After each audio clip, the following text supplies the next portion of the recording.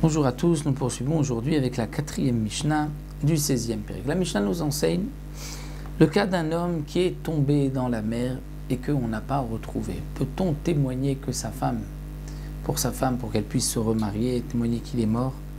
Alors la Mishnah nous dit Nafal lemaim ben sheyesh lahem sof ben she'en lahem sof ishto asura. Que ce soit maim de l'eau sheyesh lahem sof, c'est-à-dire qu'on voit tout autour la terre sèche, le rivage. Ou ben she'en lahem sof, où on ne voit rien, on ne voit que de la mer. Ishto asura, la femme est interdite parce que on n'a pas vu cet homme-là mourir. Peut-être qu'après tout, il a été sauvé d'ivrer. Ça, c'est d'après Rabbi Meir.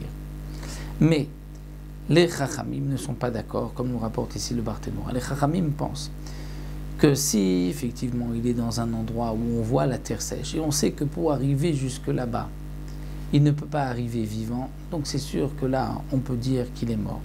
Mais si il était dans un endroit où on ne voyait pas tous les rivages de l'endroit où il est mort, peut-être que par la suite, il a été sauvé et qu'on n'a pas pu le voir, puisque c'est un endroit qui est très large, au large de la mer. Peut-être qu'il y a eu un bateau, quelqu'un qui est venu et qui l'a rattrapé, et donc on ne pourra pas témoigner pour lui.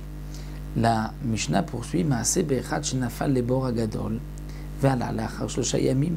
c'était le cas, donc nous rapporte Rabbi Meir, c'était le cas d'un homme qui est tombé dans un grand puits et qui a réussi à remonter après 3 jours. Donc nous voyons bien que même si yesh lahem sof, c'est-à-dire même si un puits, donc on sait où est le rivage, la terre sèche à côté, eh bien malgré tout, on voit qu'après 3 jours, il a pu sortir. Donc pour Rabbi Meir, un homme peut vivre dans l'eau pendant 3 jours, mais plus, donc ce n'est pas une preuve, si on l'a vu tomber dans l'eau, qu'il est mort. Amar Rabbi Yossé, Rabbi Yossé dit, c'était le cas d'un aveugle qui est descendu dans une grotte pour se tremper au mikvé. Veyarad moshro acharav. Et celui qui le tirait est descendu avec lui, Veshaou kedesh ted nafsham. Et ils sont restés là-bas le temps de mourir. C'est-à-dire, on ne les a pas vus ressortir. On a vu, au moins comme c'est marqué dans la Gemara, 3 heures. Pendant 3 heures, ils étaient dans l'eau. On ne les a pas vus sortir. Veisiou neshotehem. Et on a permis, les Chachamim ont permis à leurs femmes de se remarier puisqu'on n'avait pas retrouvé leur corps.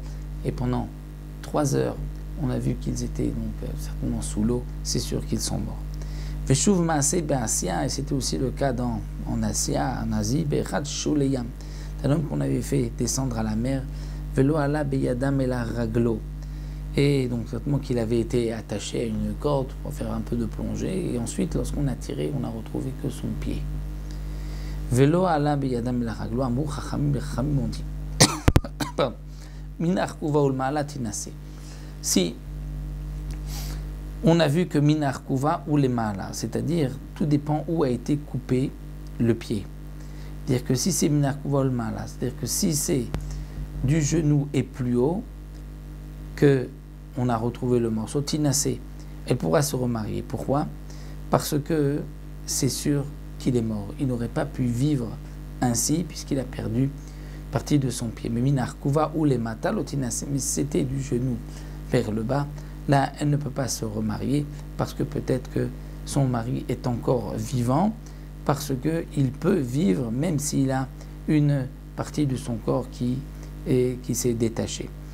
Donc tout dépend, comme c'est marqué donc, dans Masechet Roulin, quel est le shiur pour que ce soit tréfa.